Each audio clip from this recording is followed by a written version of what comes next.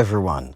Thanks again for joining me on this episode where I have the pleasure of interviewing Trista Polo, business and entrepreneur coach and host of Trista's Plate Story podcast.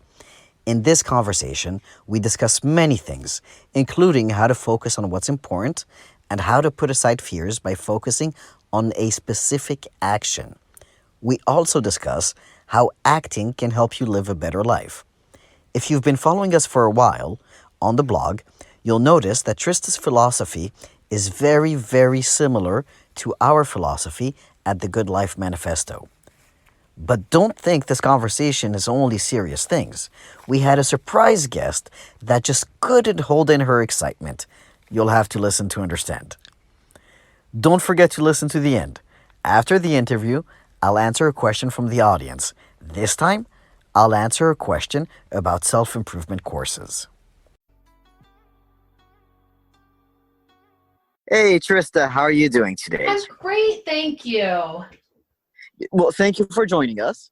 I'm excited to be here. Awesome. Well, I know you a little bit, of course, from a conversation we had previously, but why don't you tell us about what it is that you do, who you are? Sure, I would love to. I am a business coach and an entrepreneur. I have an online business as well as a coaching business. I also have my own podcast.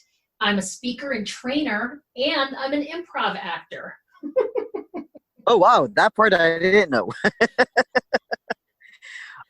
How long have you been doing the improv? About 4 years or so. I went to college with someone who runs an improv school, and I started working with her when she founded a school here in the area when she moved here from New York City. I'm in the Hudson Valley in New York. Mm-hmm. And I worked with them for years. I am not currently acting, but it is a love of mine. It is something that I am very proud of, that has done such good for me and made such a difference for me. So I still improv whenever I can. That's awesome. I actually once wrote an article called Improv Your Life. Oh, I've read that article. Yes. Did you? That's awesome. Okay. Yes. So I taken the concept, from Tina Fey because, she is great. Oh, sure. And so did you start it, personally, did you start doing improv more for personal reasons or just for the fun of it?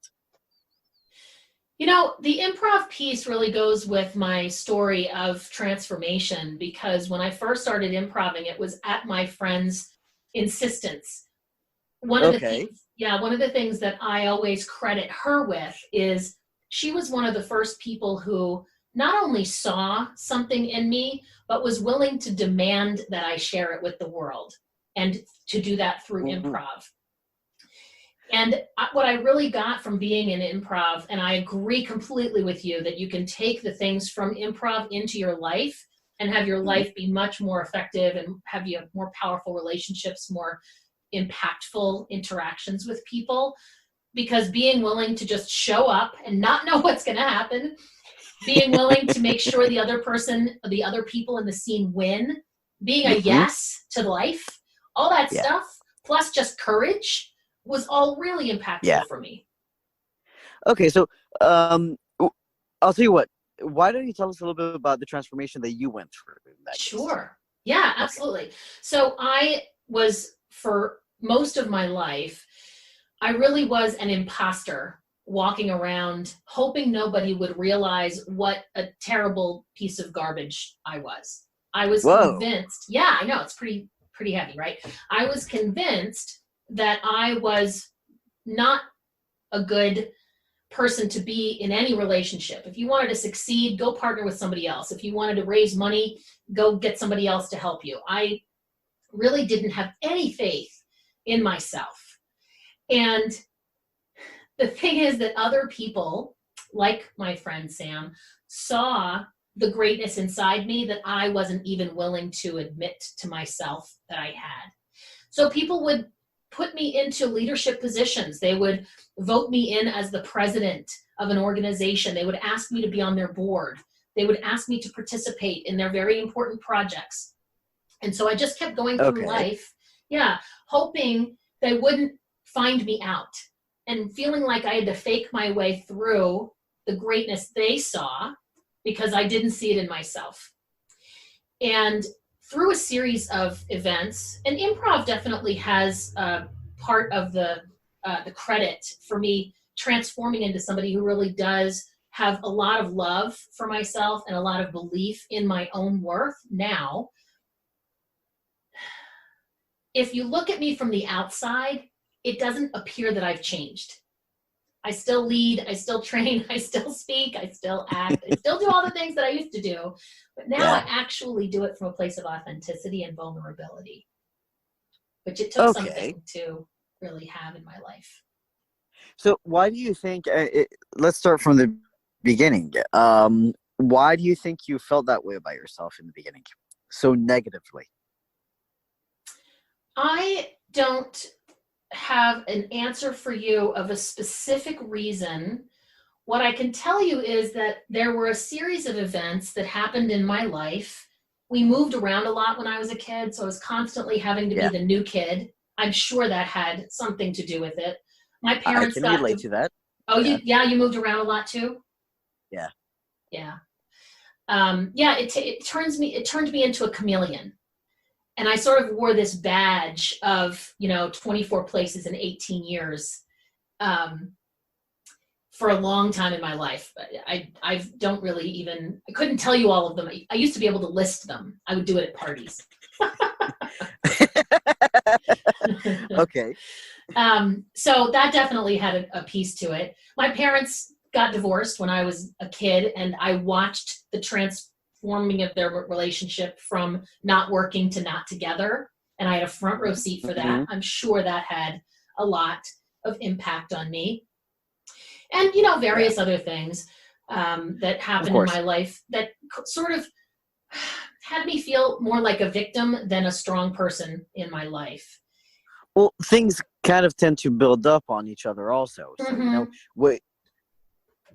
A lot of times it's not one thing. It's one thing that triggers the beginning, and then the next one that makes it a little bit deeper, and the next one that makes it even deeper, until you're just a mess of a person. Absolutely, because I think when you start to think something might be true, you look for evidence to see mm-hmm. if it is true. And when you're looking for evidence, you're likely to find it. Yeah. So you actually moved through more places than me during your first 18 years. Oh. I think I was in less places. I think that in 18 years, I was in like 12 different schools or something like that. Oh, wow. Okay. Yeah. And 15 different, no, hold on, opposite. That would not make sense. No, so about 12 different cities, 15 different schools, something like that. Wow. Okay. Yeah. And also, like you, I became a chameleon. But for me, that helped me afterwards in my career in sales. Absolutely. I can hang out with anybody and be comfortable. Yes. So do you travel? I do travel a little bit. I don't travel the world. I stay pretty close to home, usually the northeast to southeast of the U.S. Okay. I was going to ask you in that case how well you're able to integrate into new cultures. I would say pretty well, actually. I have a very, very close friend who's Swedish and lives in Stockholm. Okay. We met in college. We were roommates for a short time. And whenever she comes to New York City, we hang out with her and whoever else is around. And I always integrate quite well in that environment. I really just love getting to know people, and I find them so fascinating. And I'm so curious about what makes people tick. So I think that helps me integrate as well. But the other thing I think that kind of makes me a good chameleon is that I don't try and force my opinions and beliefs on others. I like to feel people out and see what they're comfortable talking about, what they're comfortable interacting with me as, and then I take it from there. Okay. And oh yeah, I was going to ask you. Sorry, I blanked out for a second. No regarding the fact,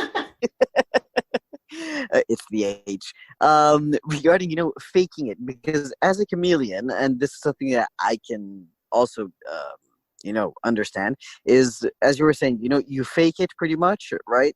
And people Yeah, think that you're the most confident person and the most this, but you know what they say, fake it till you make it, that's right. or not. Do That's you what agree my with that mother or not? used to say.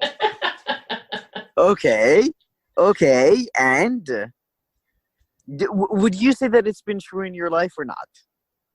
Oh, yeah, absolutely. Up until pretty recently, that's how I lived my whole life. I was always Hmm. trying to make sure that I was going to be accepted in any environment because I was always afraid if people found out what I was really like or how talented or smart or, skilled I was. As soon as they found out the real me, that they would have no use for me anymore. They'd go find somebody more successful, more talented, more skilled. So yeah, that's really how I lived my whole life until pretty recently, a few years ago. Okay, so why don't we talk about the process of transformation? Can you tell us a little bit more about that? Yeah, and I think that the word process is the key word. None of it happened overnight. It wasn't a flipped switch, Okay. right? It wasn't like I woke up one day and I felt fabulous. Hmm.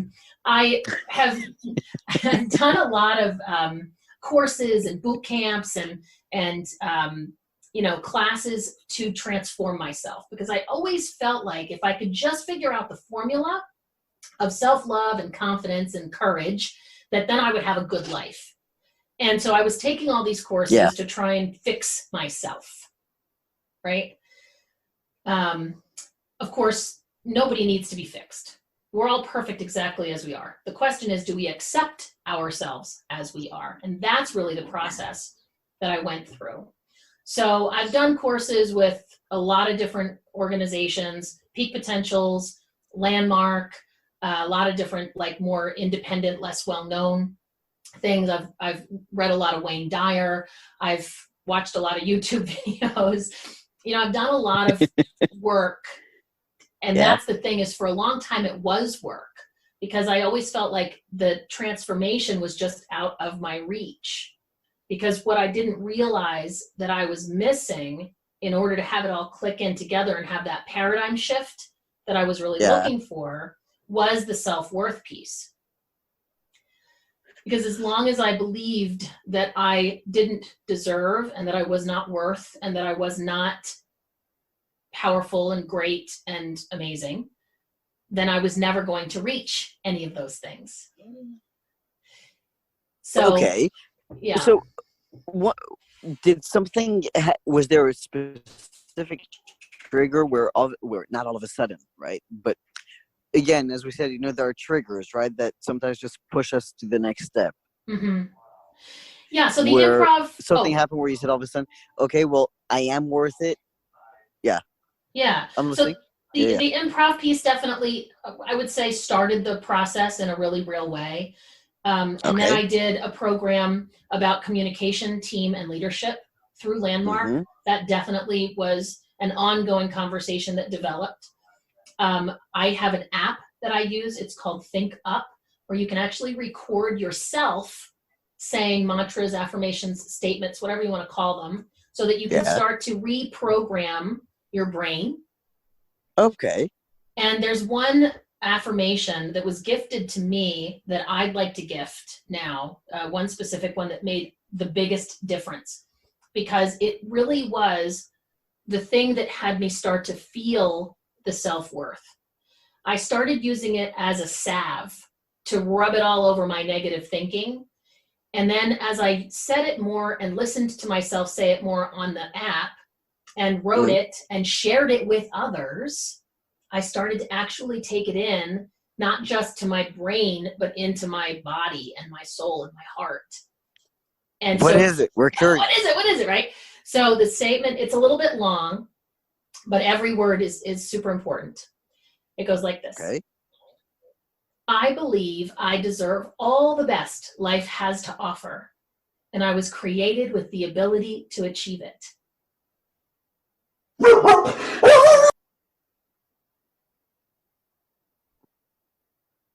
I apologize. Okay, I thought.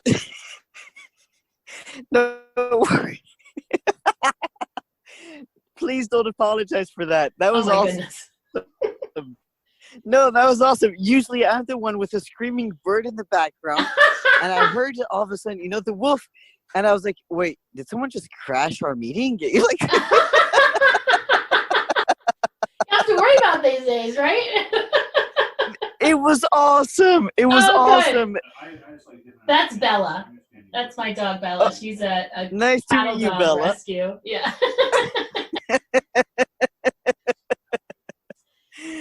No, that's fine. That's fine. Don't worry about it. But hold on. Did we get to the end of your mantra, or was that just the middle? I'll do it again. You should say it more than once anyway. Nothing works after one time. Okay, so it goes like this. I believe I deserve all the best life has to offer, and I was created with the ability to achieve it. And, the thing about that mantra when I first started saying it is I didn't believe any of it. And now I actually, when I say it, I can feel it in my body actually reacting like, and that's how I know I've really brought it in to my person. Okay. That's interesting. See, so for me, for example, regarding, self-love, it took me a very long time, to actually love the person that I am, for good and bad. And it came because, so we spoke about screaming bird in the background, right? But I actually used to rescue birds. Oh, nice. And that's, so two of the birds that I have are actually rescues. And when I look at them looking at me, it's full of love that's just pure. And they know I rescued them, right? So there's that additional love that's there. And with time, between looking at them and be like, damn, they're alive thanks to me. And that's what started to give me, that feeling. I love that. So you actually saw love inside of them for you because of your contribution, and then you were able to start to see it for yourself. Exactly. That's beautiful. So I think, also one of the things that the difference between your story and my story, it kind of shows that everyone has their own way to achieve it. There is no one way to achieve it. I do agree with you that mantras help a lot, by the way. For me, the mantras work a little bit differently, but I absolutely agree with you that if somebody really needs to feel better about themselves, a mantra really is very, very powerful. Well, it's really giving yourself evidence that's self-created, but your brain doesn't know that. I think if I believe that I'm a piece of crap, that I'm going to find as much evidence as I can to prove it so that I can prove to my brain that I'm right about it, because we need to be right. But if I start using a mantra or an affirmation or statement that is reprogramming to something positive, all of a sudden evidence will start to show up for that too. And I think that's what you're talking about, is using that evidence to your advantage. But I'd love to hear how you use mantras. You said you use them a little differently. Okay, so I do have my own mantra pretty much, where every so often I'll either be sitting in the car or just, doing something, and I'll be like, okay, we're not rated. Okay, we're good. And I'm like, I'm a fucking genius, I love it. No, and so here's the thing. I always grew up where my teachers, my mother, everyone would tell me, you're so smart, okay? The problem with that is that when you're so smart, you're not supposed to make mistakes. And you're supposed to know what you're doing. And when you make mistakes, then obviously there's something wrong, right? Because you're supposed to be so smart, you're not supposed to do that. And so I can't really complain because, my mother wasn't telling me, oh, you're so bad. She was telling me you're so smart. So I can't really Right, it could have been way worse. Absolutely. I mean, when it's things to complain about, that's not one of the things that I complain about. Do I think that there are better ways to communicate to your kid, that they're smart? Absolutely. But again, I can't really complain. I was being given, positive affirmations there. But so in my early 20s, I took that, and someone once told me, said, you're too smart for your own good, but you'll only figure it out when it's too late. So to this day, I use these little, I'm funny, I'm smart, I'm charismatic, and I'll just say these things to myself because we all have off days, okay? And when I have one of those off days, I remind myself all the things that I know I have in me, and it's just, okay, today it's not coming out too much. Yes. Okay. I also had a time when personally I felt a little bit less in love with life. Okay. And I've talked about it before, so it's not, a big secret. One of the things that most people don't realize, that one of the tools that I used to actually overcome that was, so again, another not very big secret, I'm Jewish, not religious, but there is a short prayer you're supposed to say the minute you wake up that says, thank you for having given me back my soul in your ultimate grace and, oh God, I'm having a hard time translating the word in English. Grace and, not when you pity someone, when you, never Compassion? mind. Yes, thank you. And saying that every morning, thank you for giving me my soul back. Thank you for giving me my soul back. Thank you. At some point it's like, okay, you know what? Yeah, I actually do like life.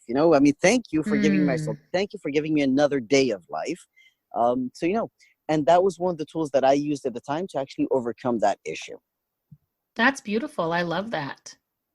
And I have to say this. So we just don't know how we're going to mess up our kids. But it's pretty much a guarantee, right? Like, no matter how Agreed. great your mom was at trying to instill like a positive, smart, confident boy, you did this, right? She didn't do this. This is not on her. This is on you. You switched it around like, oh, now I got to be perfect. That's too much pressure. I can't. We can't help it but screw up our kids. Oh, absolutely. It's the one thing that, so I'm not a parent, but from every parent that I know, every single one of them says, look, let's be honest, no matter how hard I try, I will screw up my kid. The only question is, will I screw them up a little bit or will I screw them up a lot? That's right. Exactly. And I actually didn't have children, and I'm past the child rearing phase of my life, but I didn't have children because I was so scared to screw them up. And then I had this epiphany one day, like, oh my gosh, I wouldn't have had any worry about it at all. I would have definitely screwed them up because they get to decide how they interpret everything. Yes. Whether it's positive or negative, they get to decide. Well, no, but there's more than that. There's the issue of personal responsibility. Okay. It's, for example, I'm very short. All right. So I can complain that I'm very short, or I can just deal with it. Okay. Yep. Some people are born very poor. They can complain that they're very poor, or they can deal with it. Okay. Not saying it's easy, but I'm saying ultimately take responsibility and move forward with it. Yes. There's some point at which you have to stop blaming your circumstances for your results. And sometimes it takes a lifetime. Exactly. I watch some people that are close to me, well, not emotionally, but in my area, who at the age of 50 past, they're still complaining about the mistakes that their parents made with them, and the big government taking this from them, and this person not giving them that chance, and this person doing that. And and you say to yourself, at what point will you take responsibility for yourself? Yes. I also find it interesting when I'll have a conversation with someone and they'll tell a story that I know is from many, many years ago, but in the telling of it, I can see it's so present for them right here in the present. Okay. And that can definitely impact how you're able to deal with your circumstances and take responsibility as well. Yeah. Okay. So do you have any parenting, for example, because we're all a work in process, right? It's not Absolutely. for everyone listening. It's not that we're saying, oh, we're finally good, right? That's not Oh, what I'm we're still saying. very fucked up. Oh, exactly. So, for example, what do you have from your past? You don't have to go into details, right, if you don't want to, but do you still have, a lot of things from your past that you're still having issues overcoming, or is everything okay? I'm at a much better level, and now it's only moving over to the next step. You see what I mean? Yeah, I'm actually really proud to say that I have a handle on my past. And Good. and the way it actually comes up, because it still comes up, it's always going to come up. It comes up in sneaky sort of ways where I'll have an instant thought like, oh, I'm not good enough for this, that old conversation. And I'll forget for a second that's not the truth. That's just some old program that started from when I was a little kid and follows me every day since. But sometimes I'll forget that it's not the truth. And that's how it still shows up. But I would say that I have really transformed my conversation with my past self. And some of it was because I went through processes where I faced my past self and what she went through. And I forgave her because she handled it as best she could in the moment. Because at 5 or 7 or 2 or whatever age she was, she did her absolute best. Like I think we all do our absolute best that we can in any moment. And that was the best she could do. And that's, created whatever my life was. And so I can actually forgive her and I can be grateful for her strength in a moment, even if she did something that myself as 30, 40, et cetera, wouldn't have done. And I can love her for who she was. And that's definitely been part of my journey, is finding love, not just for myself now, but for who I was at every stage, even when I would, never agree with the decision or choice that I made at that age. Oh my God. I have literally never thought of that like that deeply. I always say, I love who I am today, right? But I've never asked myself the question of, okay, but do I love who I used to be? Yes, because that's part of you. It's part of your mosaic. It is. Okay, well, now you know what I'm going to be thinking about. Okay, good. Let's talk about it now.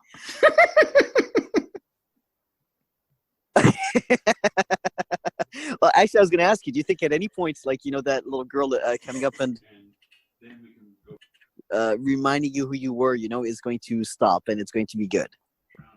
She will always be there. She's part of me. Okay. Just like you can't ever separate yourself fully from your parents. Even if you go out of communication or they pass away, they're always going to be part of you because they're part of the mosaic of who you are and why you're that way. And maybe it's not parents, maybe it's caregiver, but whoever was part of your upbringing, they'll never be gone. Even if you've cut them out, even if you've disowned them, they'll always be part of you. And so will who you used to be. It's all part of the tapestry. Well, I'll tell you even more than that. So something that's actually pretty incredible. My parents divorced when I was very young, 2 months old. Okay. And my father died when I was 8.5. I barely seen him in my life, really barely. Okay. And I remember a few years ago, I was speaking with my aunt and I asked her, why is it that sometimes, like, I was going through a bad time, right, with my family.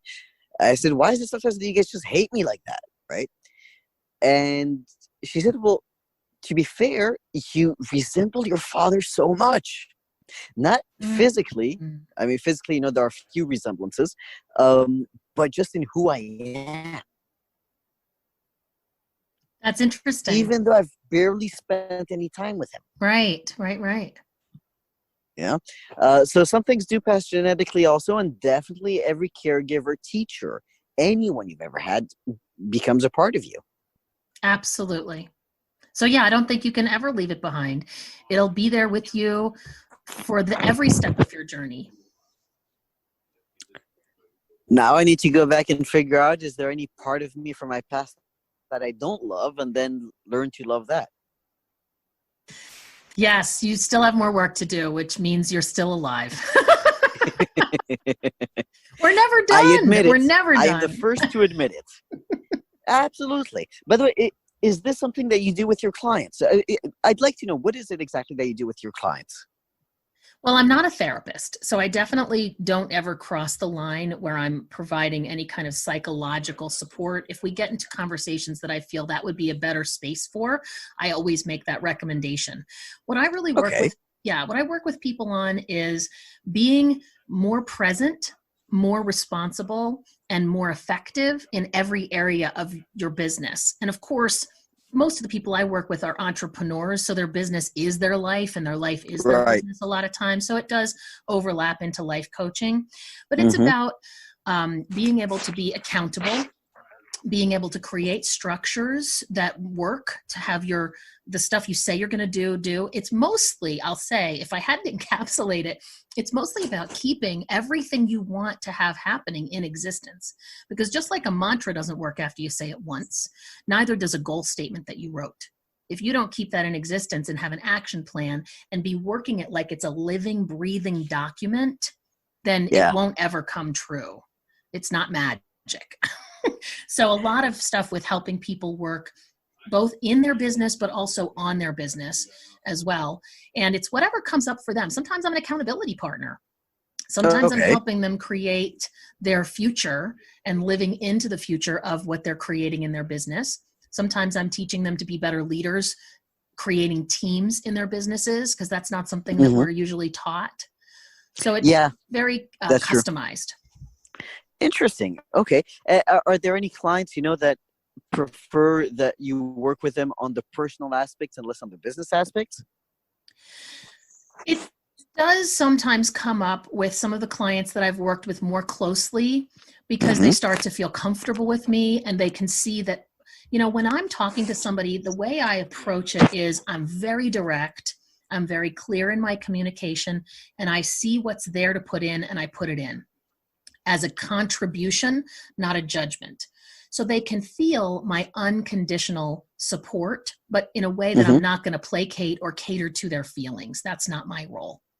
And so because of that, they'll come to me sometime, not everyone, but some will come to me with relationship stuff and other things because they'll want to have somebody who is a listener, a committed listener of what they're going through. So they have like a forest through the trees issue and we need to get some clarity. So it comes up, but mostly it's around business that I stay focused on. It's amazing. I mean, that you went from someone who felt as though they were fake to someone who so deeply and truly believes in the abilities that they have to help others, that this is what you've made with your life now. I know, right? It is. It really is. I mean, it's incredible. I'm very blessed. I'm very grateful. Yeah, I was going to say, do you ever have a feeling that, maybe it's a dream? No, because I was there every step of the way that it took to get here. I'm really clear of the work I put in for sure. And what I will say is sometimes I feel guilty about it. What? Why? I know it's weird because I watch the struggles that other people have. I can be in a similar situation to other people and I can flourish where they do not. And I wish that I could, there's somebody that I follow and respect a lot. He's one of my mentors and trainers, and I've learned a lot from him over the years. And what he used to say a lot, well, he still says it, but what I would be stuck with a lot, which I now have kind of taken the other side of, he would say, I wish I could grind myself up into a little pill and let you take it and get all of the knowledge and the breakthroughs and the aha moments and the paradigm shifts that I have gotten. So in an instant, you can just create the same awareness of what's possible for yourself that I have. And he's further along in his journey than I am, for sure. And he's still a work in progress too, right? Because we all are. But I feel that way until the very last breath. Yes. And I feel that same way. Like I wish I could impart what I have because of what work I've done. But that's the rub, is you've got to do the work in your way. Just like we were talking about mantras and stuff. You do it your own way. to get your own results, and it looks completely different, but the thing is that you're doing the work, and that's what's going to have you get the results, because we aren't built the same way. We have different pasts, we have different influences, and we have to find the path that speaks to our self and soul and brain and past, so that we can transform it ourselves. So that's what I mean when I say I feel a little guilty, because I'm like, I want it so badly for you, and I don't know how to tell it to you. I have to support you in finding it on your own. And I want to be that partner, and you have to still do all the work. I have to say that you are a lot more gentle than me. Whenever I've helped someone, on their way in a personal sense, as part of, helping them in their business, but when we're focused on something personal, I was more a beat it into them type of person. And Yeah. that works too. No, it does work. It depends on who, obviously, right? Yes. That's the big thing. But for me, it was, if you can't deal with that, that's fine. But you should probably be asking someone else for help. Well, I was going to say, you and I would probably be good referral partners, because, you could send me the people that you're too harsh for, and I could send you the people I'm too nice to. Yeah, that would be interesting, actually. That would be interesting. So, all right, last question. If there was Yes. one piece of advice that you could give out to everyone, what would it be? Just one? I would say. Or No, I have it. Hold on, just in case it makes it easier. Go ahead. Okay? Go ahead. Or one little fact, piece of knowledge, something that you want people to know. It's really the stuff we've been talking about. I'll put it in a nutshell. None of this happens overnight. It is a process. And where most people fall short is they show up ready to work, but then they don't continue to show up repeatedly. It is a marathon, our life, not a sprint. So stay in the race. That's what I'll leave you with. Lovely.